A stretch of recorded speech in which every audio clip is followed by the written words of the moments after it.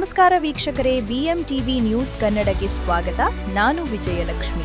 ಜಿಲ್ಲೆಯ ವಿವಿಧ ಪ್ರಗತಿಪರ ಹೋರಾಟ ಸಮಿತಿಯವರು ವಿದ್ಯಾರ್ಥಿಗಳಿಗೆ ದಾರಿ ತಪ್ಪಿಸುವುದಕ್ಕೆ ಮೂಲ ಕಾರಣೀರ್ತರಾದ ಅಧಿಕಾರಿಗಳಿಗೆ ಅಮಾನತುಗೊಳಿಸುವ ಕುರಿತು ವಿಜಯಪುರ ಜಿಲ್ಲಾಧಿಕಾರಿ ಮೂಲಕ ಮುಖ್ಯಮಂತ್ರಿಗಳಿಗೆ ಮನವಿ ಪತ್ರ ಸಲ್ಲಿಸಿದರು. ವಿಜಯಪುರ ಜಿಲ್ಲೆಯ ಚಡಚಣ ತಾಲೂಕಿನ ಮರಗೂರ ಮುರಾರ್ಜಿ ವಸತಿ ಮಾದರಿ ಶಾಲೆಯ ವಿದ್ಯಾರ್ಥಿಗಳ ಧೂಮಪಾನ ಸೇವನೆಯ ವಿಡಿಯೋ ಸಾಮಾಜಿಕ ಜಾಲತಾಣದಲ್ಲಿ ಹರಿದಾಡುತ್ತಿರುವುದನ್ನು ವೈರಲ್ ಆಗಿದ್ದು, ಮರಗೂರ ಮುರಾರ್ಜಿ ದೇಸಾಯಿ ವಸತಿ ಶಾಲೆಯ ಸಿಬ್ಬಂದಿ ಹಾಗೂ ಆಡಳಿತ ವರ್ಗದವರು ವಿದ್ಯಾರ್ಥಿಗಳಿಗೆ ಸರಿಯಾಗಿ ಗಮನ ಹರಿಸದಿರುವುದು ವಿದ್ಯಾರ್ಥಿಗಳ ದಾರಿ ತಪ್ಪುವುದಕ್ಕೆ ಮೂಲ ಕಾರಣವಾಗಿದೆ. ಆದ್ದರಿಂದ ಇದಕ್ಕೆ ಕಾರಣೀರ್ತರಾದ ಅಧಿಕಾರಿಗಳನ್ನು ಅಮಾನತುಗೊಳಿಸುವಂತೆ ಆಗ್ರಹಿಸಿದರು. ಭಾಳ ಕಷ್ಟಕರ ಆಗಿದೆ. ಅದಕ್ಕೆ ಎಲ್ಲ ದುಶ್ಚಟಗಳು ಮಾಡ್ತಾರೆ. ಮೇಲ್ಕಾಣಿಸಿ ವಿಷಯಕ್ಕೆ ಸಂಬಂಧಿಸಿ ವಿಜಯಪುರ ಜಿಲ್ಲೆ ವಿವಿಧ ಪ್ರಗತಿಪರ ಹೋರಾಟ ಸಮಿತಿಯಿಂದ ಚಡ್ಚಣ ತಾಲೂಕಿನ ಮರಗೂರು ಮುರಾರ್ಜಿ ಶಾಲೆ ಮಾದರಿ ಶಾಲೆ ವಿದ್ಯಾರ್ಥಿಗಳ ಧೂಮಪಾನ ಸೇವನೆ ವಿಡಿಯೋ ಸಾಮಾಜಿಕ ಜಾಲತಾಣದ ಹರಿದಾಡುತ್ತಿದ್ದು ವೈರಲ್ ಆಗಿದ್ದು, ಮರಗೂರು ಮುರಾರ್ಜಿ ವಸತಿ ಶಾಲೆ ಸಿಬ್ಬಂದಿ ಹಾಗೂ ಆಡಳಿತ ವರ್ಗದವರು ವಿದ್ಯಾರ್ಥಿಗಳು ಸರಿಯಾದ ಗಮನ ಹರಿಸದಿರುವುದು ವಿದ್ಯಾರ್ಥಿಗಳ ದಾರಿ ತಪ್ಪುವುದಕ್ಕೆ ಮೂಲ ಕಾರಣವಾಗಿದೆ.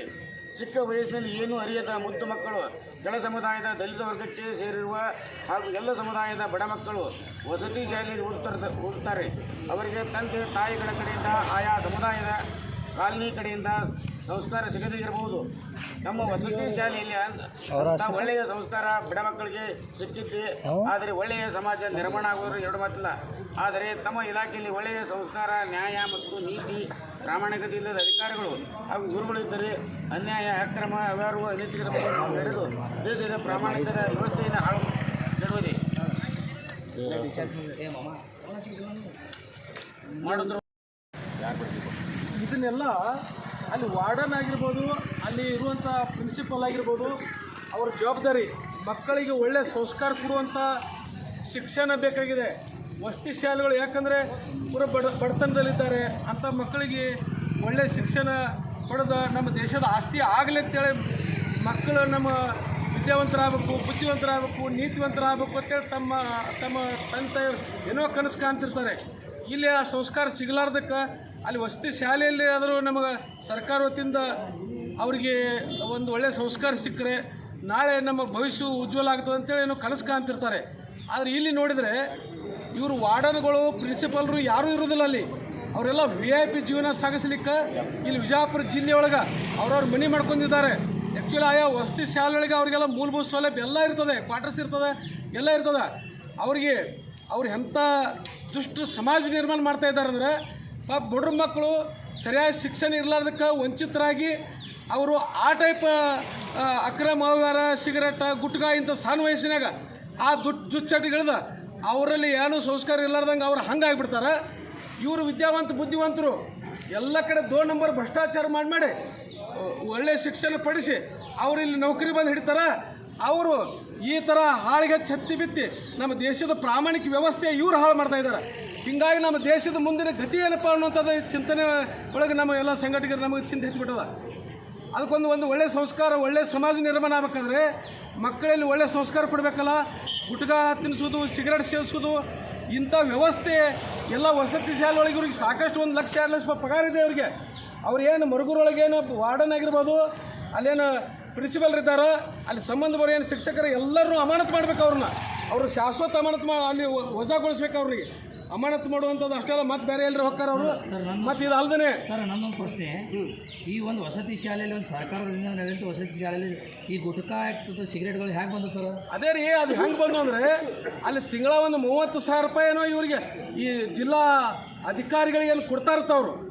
ಇಲ್ಲೇನು ಜಿಲ್ಲಾ ಏನು ಸಮಾಜ ಕಲ್ಯಾಣ ಅಧಿಕಾರಿ ಇರ್ತಾರಲ್ಲ, ಪ್ರತಿಯೊಂದು ವಸತಿ ಶಾಲೆ ಮುಖಾಂತರ ವಾರ್ಡನ್ ಆಗಿರ್ಬೋದು, ಪ್ರಿನ್ಸಿಪಲ್ ಆಗಿರ್ಬೋದು, ಅಲ್ಲೆಲ್ಲ 2 ನಂಬರ್ 3 ನಂಬರ್ ಮಾಡಿ ಒಟ್ಟು 30,000 ರೂಪಾಯಿ ಅವ್ರಿಗೆ ಮುಟ್ಟಿಸ್ಬೇಕು ಅನ್ನೋಂಥದ್ದು ನಮಗೆ ಸುದ್ದಿ ಬಂದದ.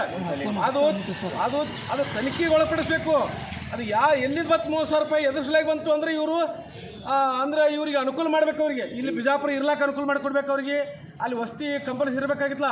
ಸರ್, ವಸತಿ ಅಲ್ಲಿ ಇರ್ಲಾಕೆ ಆಗೋದಿಲ್ಲ ರೀ, ನಮ್ಮ ಹೆಂಡ್ರ ಮಕ್ಕಳು ಎತ್ತಲ್ಲಿ ನಾವು ಸೆಟಾಗಿರ್ತೀವಿ, ನಮ್ಮ ಮಕ್ಕಳೆಲ್ಲ ಭಾಳ ಒಳ್ಳೆ ಬುದ್ಧಿವಂತರ ಆಗ್ಲಾಕ ನಾವು ಇಲ್ಲಿ ಸೆಟಾಗಿರ್ಬೇಕಾಗಿದೆ. ಅವರು ಬಡ್ರ ಮಕ್ಕಳಲ್ಲಿ ಸಾಯುವಾರ ಎಕರೆ ಅಲ್ಲಿ ಏನಕ್ಕಾಗ ಸಾಯವರಕ್ಕರೆ ಆದ್ರೆ ನಮ್ಮ ಮಕ್ಕಳಿಗೇನು ಆಗಬಾರ್ದು, ನಮ್ಮ ಕುಟುಂಬಕ್ಕೇನು ಆಗಬಾರ್ದು ಅನ್ನೋಂಥ ಇಂಥ ಏನು ದುಷ್ಟ ಏನು ಅಧಿಕಾರಿಗಳಿದಾರಲ್ಲ ಅವ್ರನ್ನ ಮೊದಲು ಅಮಾನತು ಮಾಡ್ಬೇಕು. ಇಲ್ಲಿ ನಮ್ಮ ಬಿಜಾಪುರ ಜಿಲ್ಲೆ ಬೇಡ ಅವ್ರಿಗೆ. ನಾವು 2-3 ವರ್ಷದಿಂದ ಆಯ್ತು ನಮ್ಮ ಸಂಘಟನೆಯಿಂದ ನಾವು ಜಿಲ್ಲೆ ಆಡಳಿತದಲ್ಲಿ ದಕ್ಷತೆ, ಪ್ರಾಮಾಣಿಕತೆ, ಪಾರದರ್ಶಕ ಆಡಳಿತ ಬರಬೇಕು ಅಂತೇಳಿ ನಾವು ನಿರಂತರ ಹೋರಾಟ ಮಾಡ್ತಾಯಿದ್ದೀವಿ. ಆ ಹೋರಾಟಕ್ಕೆ ಒಂದು ಸ್ವಲ್ಪ ಅವ್ರಿಗೆ ಒಂದು ಕಾಳಜಿ ಅನ್ನೋದಿಲ್ಲ. ಬಿಜಾಪುರ ಜಿಲ್ಲೆ ಜನತೆ ಅಂದ್ರೆ ಏನು ಬೇಕಾದ ಹೊಯ್ಕೊತ್ತು ಹೋಗ್ರ, ಏನು ಬೇಕಾದ ಮಾಡ್ರೆ ನಡೀತದ ಅನ್ನುವಂಥ ಏನು ಪ್ರವೃತ್ತಿ ಬೆಳೆಸ್ತಾ ಇದ್ದಾರೆ. ಅದು ಮುಂದಿನ ದಿನಮಾನದಲ್ಲಿ ಆಗಬಾರ್ದು ಸರ್. ಪ್ರತಿಯೊಂದು ಇಲಾಖೆಯಲ್ಲಿ ದಕ್ಷತೆ ಆಡಳಿತ ಬರಬೇಕಾಗಿದೆ, ಪ್ರಾಮಾಣಿಕ ಆಡಳಿತ ಬರಬೇಕಾಗಿದೆ. ಪ್ರತಿಯೊಬ್ಬರು ತಮ್ಮ ಜೀವನ ಸ್ವಾಭಿಮಾನದಿಂದ ಬದುಕಲಿಕ್ಕೆ ಸಾಕಷ್ಟು ಅವಕಾಶ ಇದೆ. ಅದನ್ನು ಬರೀ ಅಕ್ರಮ ಅವ್ಯವಹಾರ ಇಂಥದ್ದು ನಡೀಬಾರ್ದು ಮುಂದಿನ ದಿನಮಾನದಲ್ಲಿ ಅಂತೇಳಿ ನಾವು ಇವತ್ತು ಮಾನ್ಯ ಜಿಲ್ಲಾಧಿಕಾರಿ ಮುಖಾಂತರ ಮುಖ್ಯಮಂತ್ರಿಗೆ ನಾವು ಮನವಿ ಸಲ್ಲಿಸಲಿಕ್ಕೆ ಬಂದೀವಿ. ನನ್ನ ಹೆಸರು ಜಗದೇವ್ ಸೂರವಸಿ. ನಾವು ಜಿಲ್ಲೆಯ ವಿವಿಧ ಪ್ರಗತಿಪರ ಹೋರಾಟ ಸಮಿತಿ ಸದಸ್ಯ. Thank you sir. ಮತ್ತಷ್ಟು ಸುದ್ದಿಗಾಗಿ ನೋಡ್ತಾ ಇರಿ BMTV ನ್ಯೂಸ್ ಕನ್ನಡ. ಲೈಕ್ ಮಾಡಿ, ಸಬ್ಸ್ಕ್ರೈಬ್ ಮಾಡಿ, ಶೇರ್ ಮಾಡುವುದು ಮರಿಬೇಡಿ. ಎಲ್ರಿಗೂ ನಮಸ್ಕಾರ. ನಾನು ನಿಮ್ಮ ನಿರೂಪಕಿ ಸವಿ ಪ್ರಕಾಶ್ ಮಾತಾಡ್ತಾ ಇದ್ದೀನಿ. ಅಂತಾರಾಷ್ಟ್ರೀಯ ಮಟ್ಟದಲ್ಲಿ ಬಹಳಷ್ಟು ಕಾರ್ಯಕ್ರಮಗಳನ್ನ ನಿರೂಪಣೆ ಮಾಡಿದ್ದೀನಿ. ಮೋದಿಜಿಯವರ ಕಾರ್ಯಕ್ರಮ ನಿರೂಪಣೆ ಮಾಡಿದ್ದೀನಿ. ನನಗೊಂದು ಖುಷಿ ವಿಚಾರ ಅಂತ ಹೇಳಿದ್ರೆ, ನಮ್ಮ ಭಾಸ್ಕರ್ ಅವರು BMTV ಅಂತ ಹೇಳಿ ಒಂದು ಯೂಟ್ಯೂಬ್ ಚಾನೆಲ್ ಓಪನ್ ಮಾಡಿದ್ದಾರೆ. ಆ BMTV ಕನ್ನಡ ಯೂಟ್ಯೂಬ್ ಚಾನೆಲ್ ಇದೆಯಲ್ಲ, ಅಲ್ಲಿ ಎಷ್ಟು ಮಾಹಿತಿಯನ್ನ ಕೊಡುತ್ತೆ, ಎಷ್ಟು ವಿಚಾರವಂತಿಕೆ ಇರುತ್ತೆ, ಎಷ್ಟು ನಮ್ಮ ಕನ್ನಡಪರ ಅಭಿಮಾನ ಇರುತ್ತೆ ಅಂತ ಹೇಳಿದ್ರೆ ಆ ಯೂಟ್ಯೂಬ್ ಚಾನೆಲ್ ನ ನೋಡ್ತಾ ಇದ್ರೆ ತುಂಬಾ ಖುಷಿ ಆಗುತ್ತೆ. ಎಲ್ಲ ಕನ್ನಡ ಅಭಿಮಾನಿಗಳು, ನಮ್ಮ ಕನ್ನಡಿಗರು, ನನ್ನ ಯುವ ಕನ್ನಡ ಸ್ನೇಹಿತರು, ದಯಮಾಡಿ BMTV ಕನ್ನಡ ಯೂಟ್ಯೂಬ್ ಚಾನೆಲ್ ನ ಸಬ್ಸ್ಕ್ರೈಬ್ ಆಗಿ ಫಾಲೋ ಮಾಡಿ. ಅತಿ ಹೆಚ್ಚು ಕನ್ನಡಕ್ಕೆ ಸಂಬಂಧಪಟ್ಟಿರುವಂತಹ ಮಾಹಿತಿಗಳು ಬರ್ತಿರುತ್ತೆ. ಅದನ್ನ ತಿಳ್ಕೊಳ್ಳೋದಕ್ಕೆ ನನ್ನ ಮೂಲಕ ನಮ್ಮ ಜ್ಞಾನಾರ್ಜನೆಯನ್ನ ಮಾಡ್ಕೊಳ್ಳೋಣ. ಏನಂತೀರಾ? ನಾನು ಸವಿ ಪ್ರಕಾಶ್, ಚಂದನ ವಾಹಿನಿಯ ನಿರೂಪಕಿ.